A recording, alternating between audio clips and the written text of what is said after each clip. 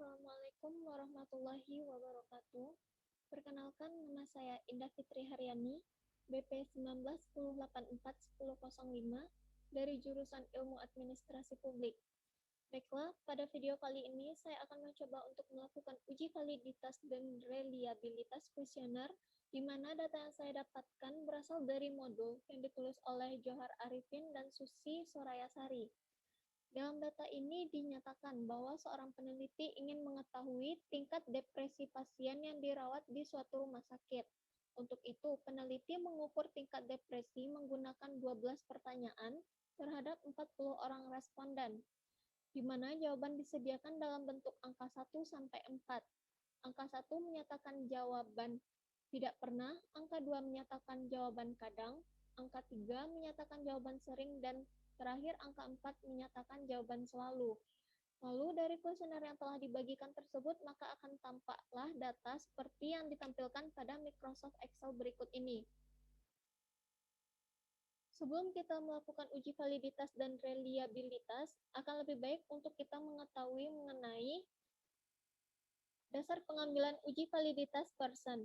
Jika nilai R hitung itu lebih besar dari R tabel, maka dinyatakan valid. Sebaliknya, jika nilai R hitung kecil dari R tabel, maka dinyatakan tidak valid. Dan untuk mencari nilai R tabel, itu kita dengan memasukkan rumus DF sama dengan N kurang 2, yang N merupakan jumlah responden dengan signifikansi 5% pada distribusi nilai R tabel statistik.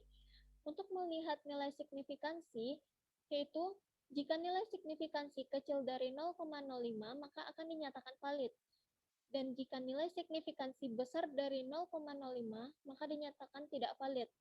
Lalu nanti akan ditemukan tanda bintang dari uji tersebut. Jika ada tanda bintang, maka dinyatakan valid.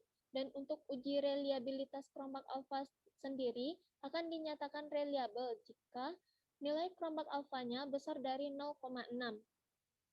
Langsung saja kita masuk ke dalam uji validitas dan reliabilitas. Yang pertama, data yang terdapat dalam Microsoft Excel ini haruslah kita copy seluruhnya.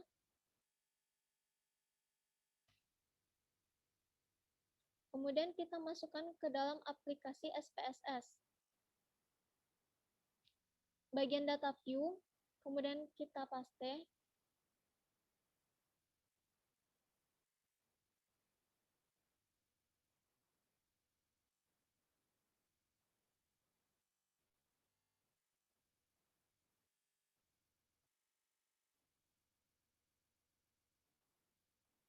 Maka akan tampak datanya seperti ini. Lalu kita lihat ke dalam bentuk variable view. Untuk bagian name, kita ubah karena terlalu panjang dengan kita blok bagian name-nya, kemudian kita Ctrl F, maka akan ditemukan find and replace. Di bagian replace, untuk find-nya kita ubah dari var 000 menjadi X. Kemudian replace all. Namanya sudah berubah, kemudian kita silang. Untuk bagian desimal sendiri, itu harus 0 semuanya, maka harus kita ubah dulu menjadi 0.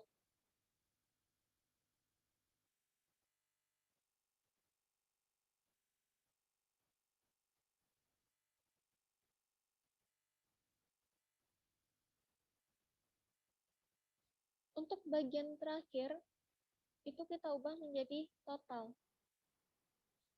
Selanjutnya, kita masuk ke dalam analyze. Analyze, kemudian kita ambil correlate, dan bivariate.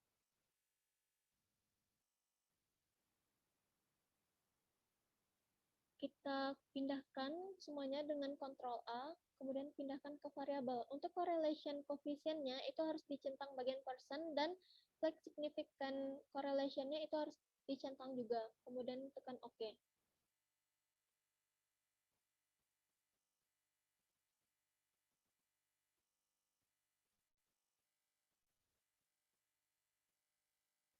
Maka akan tampaklah data seperti dalam search screen ini. Untuk percent correlation-nya, menguji apakah valid atau tidak, saya sudah menyediakan tabel untuk uji validitasnya.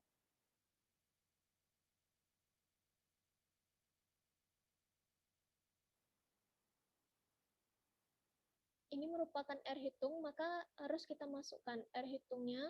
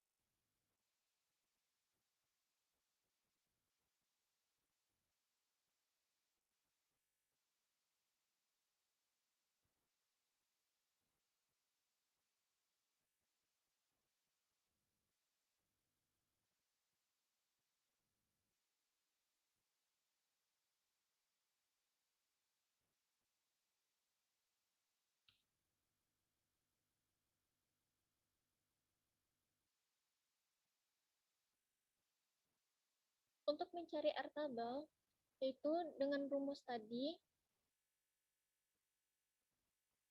di mana N-nya merupakan jumlah responden kita ada 40, kita kurangkan dengan 2, sama dengan 38. Di sini sudah ada untuk tabel R, maka kita tinggal melihat pada signifikansi 0,05 di bagian nomor 38.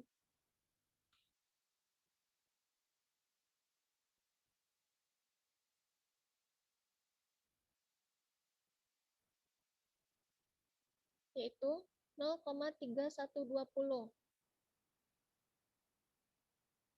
sama dengan 0,3120. Maka kita masukkan ke dalam tabel uji validitasnya.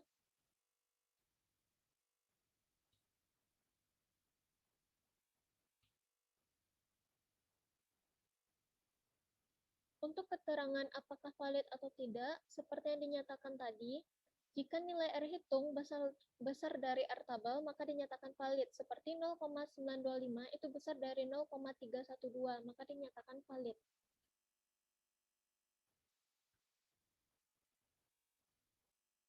.303 itu kecil dari 0,312, maka dinyatakan tidak valid.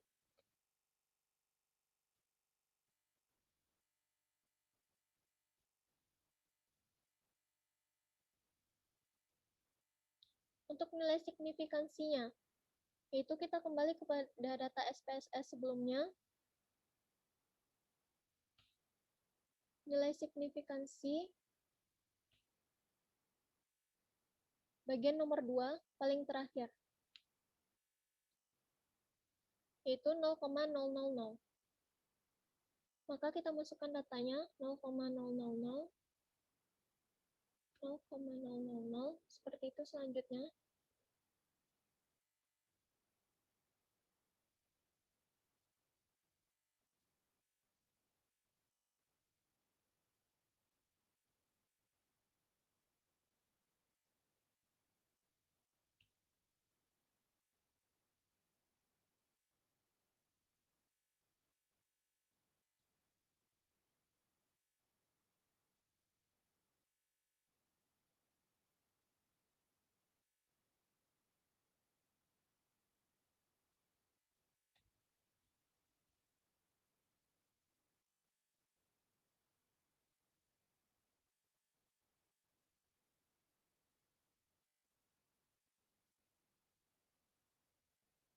Nilai signifikansinya kita copy aja ke bawah, 0,05. Dinyatakan bahwa nilai signifikansi jika kecil dari 0,05 maka valid dan besar dari 0,05 tidak valid. 0 itu kecil dari 0,05 maka dinyatakan valid. 0,057 itu besar dari 0,05 dinyatakan tidak valid.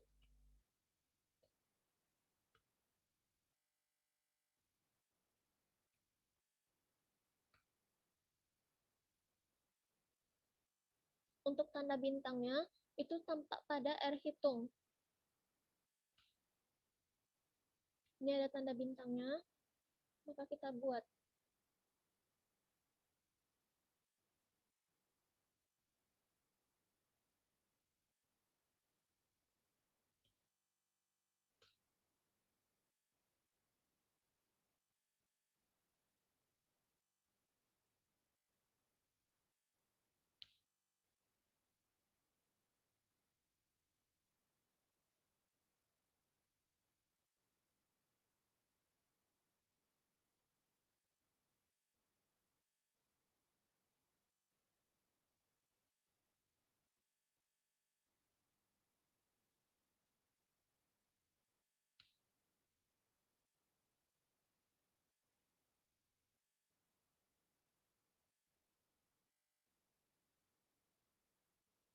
Dengan keterangan, jika ada tanda bintang, itu maka dinyatakan valid, dan jika tidak ada tanda bintang, dinyatakan tidak valid.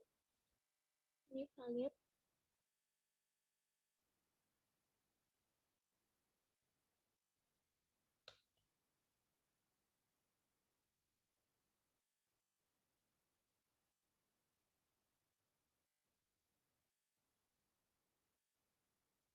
Maka dapat diketahui untuk bagian nomor 4 dan juga bagian nomor 9 itu datanya tidak valid.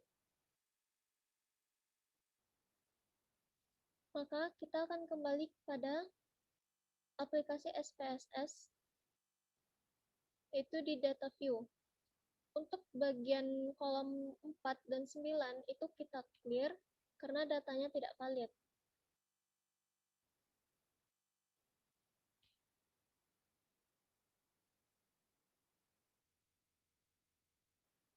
Untuk kolom total itu juga di clear karena data untuk kolom 4 dan 9 sudah dihapus, maka totalnya itu tidak sesuai lagi.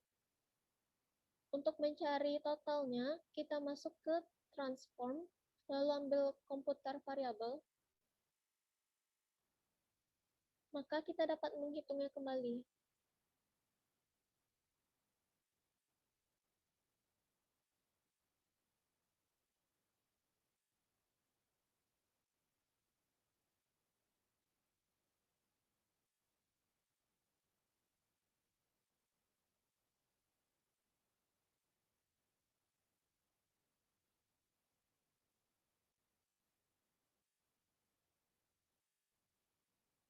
Kemudian untuk bagian target variabel itu kita bikin X total.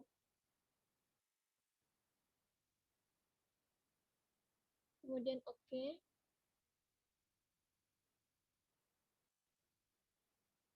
Maka akan dihasilkanlah total dari keseluruhan jumlah data yang valid tadi.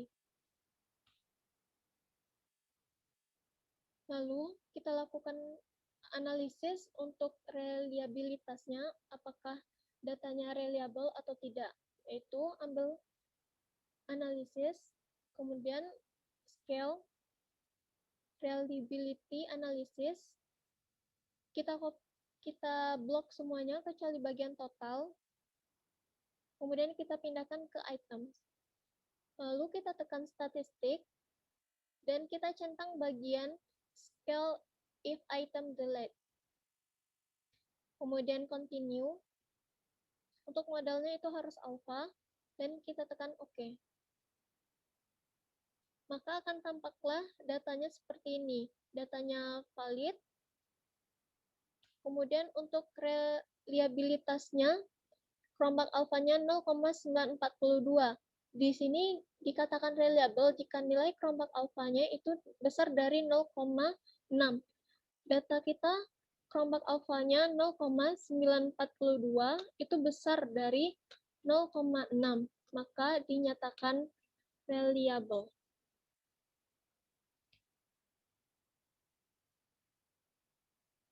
Oke, sekian hasil presentasi mengenai uji validitas dan reliabilitas dari saya. Mohon maaf jika ada kesalahan. Saya tutup dengan Assalamualaikum warahmatullahi wabarakatuh.